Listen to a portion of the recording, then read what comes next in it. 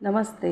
माझ्या घरी माझी भाची आली होती आणि त्यावेळी नेमकी पूर्ण दिवसभर लाईटच नव्हती, म्हणून मग आम्ही बाहेरच जेवण घेऊन जेवलो. नंतर संध्याकाळी झाडांना पाणी घालायला तिने मदत केली आणि झाडांना घालण्यासाठी आम्ही ही विकत माती आणली होती ना, तर ती माती ओतायलासुद्धा तिने मदत केली. माझ्या भावाने माती भरून दिली आणि माझ्या मिस्टरांनी आणि तिने झाडांना सगळीकडे ती माती घालून तिने दिली.